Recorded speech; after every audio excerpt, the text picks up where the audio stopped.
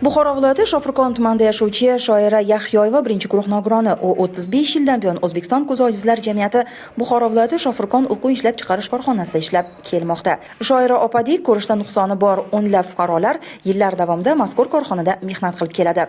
Davlat rahbarining tashabbusi bilan O'zbekiston Ko'z ojizlar jamiyati Buxoro viloyati Shofirkon o'quv ishlab chiqarish korxonasi yangi loyiha asosida qayta qurib, o'tgan yili foydalanishga topshirildi. Bu yuzni tayini biza to'qib beramiz kassachilarimizga. Ko'z ojizlarga maxsuslashtirilgan bu.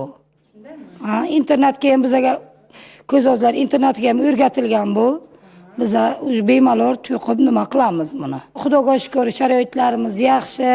Qishlagan ataplinalar qilingan. Bizaga shunday sharoitlarni berib qo'yganlari uchun rahmat. O'tgan asrning 80-yillarida ish boshlagan Shofirkon o'quv ishlab chiqarish korxonasi ko'rimsiz holga kelib qolgandi. Bu yerda ishlayotgan 10 ga yaqin ishchi xodimga munosib mehnat sharoitlari ham ta'minlanmagan edi.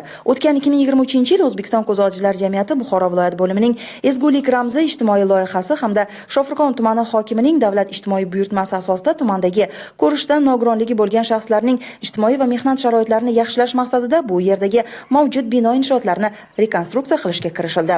Buning uchun O'zbekiston Respublikasi Oliy Majlisi huzuridagi fuqarolik jamiyati institutlarini qo'llab-quvvatlash jamoat fondi tomonidan 1 milliard 400 million so'm miqdorida davlat subsidiya mablag'i ajratildi.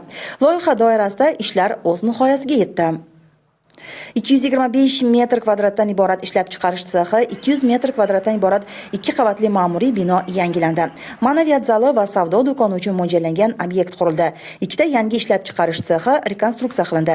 E'tiborli tomoni umumiy hisobda 25 nafar ishchi xodimga zamonaviy mehnat sharoiti hozirlandi. Men 2007-yildan beri ishlayman. Oldagi sharoitlarimizdan ko'ra hozirgi sharoitimiz ancha yaxshi. Mana tikuv sexlarimiz ham ishga tushgan. Sexlarimiz ham mana chiroyli, ko'rinishidan ham, sifatidan ham. Ishlash uchun sharoitlar mana Xudoga shukr yaratilgan. Ish o'rinlari, nechta ishchimiz bor. Mana oyda vaqtida oyliklarimizni olib kelyapmiz. Mazkur korxona imkoniyati cheklangan, ayniqsa ko'rishda nuqsoni bor shaxslarning bandligini ta'minlash, ularning jamiyat hayotida yanada faol bo'lishi uchun juda muhim obyektga aylandi. Bu kun Islom Do'qulova, Davlatbek Kamalov, Buxoro.